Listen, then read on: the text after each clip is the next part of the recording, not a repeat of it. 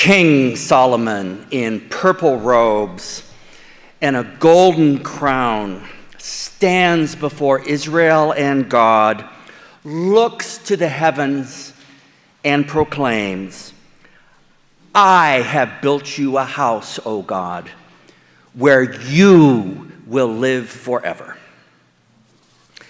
And then he looks down at his people and he says, "Look what I've done. After what I've done, God will never need a new house again. Here, O Israel, stands before you the new home for God. Welcome to your new temple." And oh my goodness, what a temple it was. Earthly inhabitants at that time had never ever seen such an architectural marvel. For starters, they found somehow exotic wood, cedar, cypress from Lebanon. Not even Elliott Woodworking can get cypress from Lebanon. They formed those big timbers into planks that they covered the room with, and then into the planks they etched flowers and grapes and acanthus leaves and pomegranates and palm trees. All the carvings you see were to evoke the Garden of Eden. But then in the most holy of holy places, the woodworkers put down their knives and they called for the goldsmiths.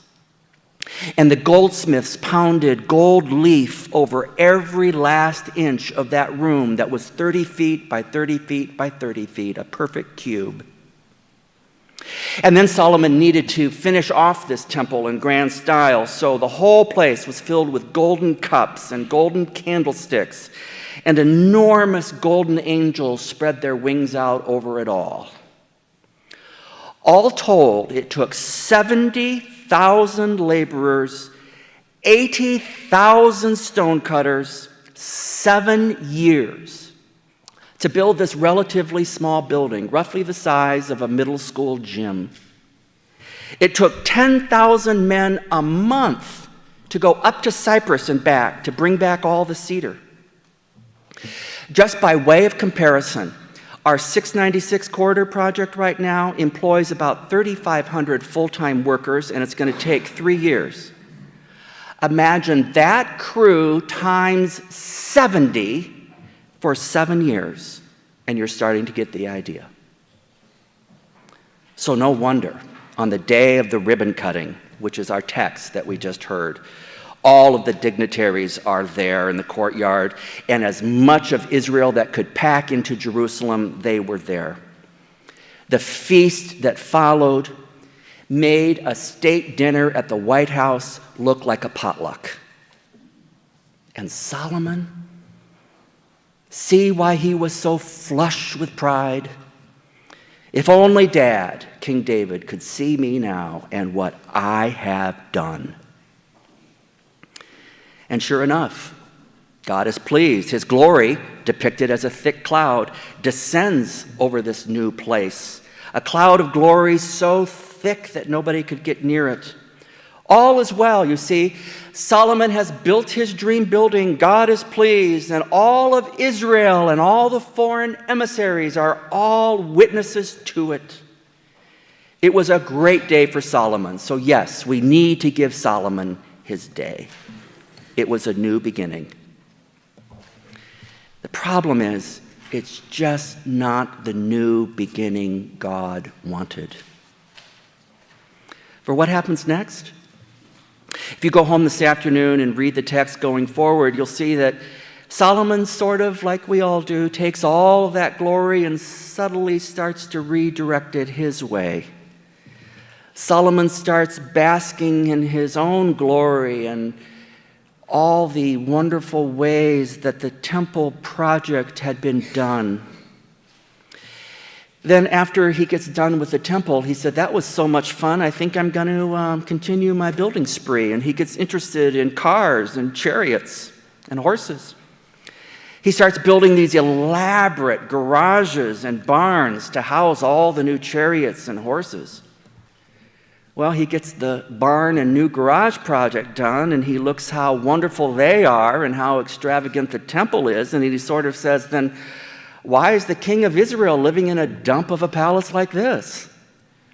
So then he goes to work on a new palace for himself. As you can predict, it's filled with gold everything, trinkets, fixtures, dinnerware. And then he says, this is such a huge palace. I'm tired of shuffling around in it all alone. I'm going to fill it with women. Lots and lots of women. Ammonite women, Edomite women, Moabite women. Foreign women who he invited in, and they brought their foreign gods. All said and done, the marriage bureau had to pull 700 marriage licenses for the king with a wait list of 300 concubines. That's 1,000 women, about 999 too many. Tragically, by chapter 12, we hear that Solomon's heart had forgot about the Lord. And Solomon's reign from this time forward will be followed by one bad king after another bad king. And this temple that was going to last forever, would you believe that the Babylonians destroy it at about the 350-year mark? European cathedrals have stood longer than Solomon's temple. That jewel box was ransacked. What was left was carted off or turned into a pile of rubble.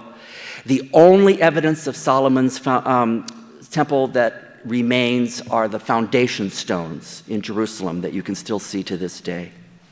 How bad was the destruction? It was so bad that when the prophet Isaiah came to the scene, he described what was left of the temple looking like a lean-to in a vineyard as a, quote, hut in a cucumber patch. If you want to fact check me, that's Isaiah 1, verse 8. Solomon's great, gilded, golden promise is now described as a hut in a cucumber patch. It's tragic. But before we get too judgy, isn't this sort of our story too? Haven't you done what you think are some pretty remarkable, achievable things and stood before God and the world and said, looky here what I've done. Look at this gilded promise I've made to God. On your marriage day, the pastor proclaimed in prayer that your home would be a haven of healing and Christianity and prayer, that Christ would be the center of your marriage and the center point of your children's lives. 10 years later, things are a heap, a pile of old hurts and mistrusts, a lean-to, a hut in the marriage vineyard. Parents stand here at the baptismal font and they hand their child to me and they promise that they'll do everything in their power to raise this child in the fear of the Lord and in the cradle of the church. Gilded promises before God and all. And then there's so many hours at work, and then there's unexpected health problems and a job move and school homework and assignments due, a stubborn kid, a bad kindergarten experience. And after a few years, you discover that you've really fallen short of being that golden parent. You see, I think what the text is trying to tell us, though it's about Solomon's temple, of course, it also has a common denominator storyline for all of us. It's our storyline. It's what it means to be human storyline. Solomon's new house for God is a metaphor for us all. I'll take me. In my case, I've been working on this house for over 55 years. I'm still dealing every day with peeling paint. And I keep finding more junk in the attic that needs to be tossed out. I spent 55 years trying to get this thing up to code. And now I'm realizing that I'm running out of time to get the project done. I'm never going to be able on my own to make this house worthy of the Lord. As someone reminded me this week, it's later than you think. But precisely here, you see, is where this same tragic story gives us undoubted hope. Because thank God that God doesn't wait on us to get it done, or even count on us to get the project done. Instead, God will assess the situation and he declares, look, if any new construction is going to get done, then it's going to have to be me who acts first. And so God takes over as the chief contractor. 900 years after Solomon, God in his glory descends again, right to a shed in a cucumber patch, if you will. A place by the dumpster behind the hotel in Bethlehem. A house that did not take 150,000 workers 7 years to build. It had no carved cherubim, no gold anything, not a flake of gold leaf. The walls didn't stop the wind, the roof leaked. And yet the glory of the Lord descended to that place and made it a temple. There were no dignitaries, no feasts on the day of his arrival, just a few smelly shepherds. In the center of the room was not the Ark of the Covenant, but a feeding trough stuffed full of hay to make a mattress. But when Mary laid infant Jesus into that feeding trough, heaven came to earth, and it was glorious. And you see, there's the gospel. God didn't wait for you to make a perfect building out of yourself. For one thing, you can't do it. For the other thing, there's no great enough you that would be worthy to make a place for God's glory. We can renovate, we can hope, we can plan, but the glory of the Lord is this. While you were still trying to reconstruct yourself, while you were still a dilapidated, leaky roof mess, when you were still only half finished, over budget, and behind schedule and abandoned, when the blueprints were lost, that's the exact moment God came and said, that's the project I want. Can you believe it? I can make that into an exalted house because I'm going to do the work. I'm going to move in. I'm going to clean it up. I'm going to get this project back on track, and I will hallow it, and I will live in it forever. And you became God's temple, made of flesh and blood, a house of living stones. Quite astonishing, isn't it? It kind of makes you wonder, how can I respond to such a gracious move?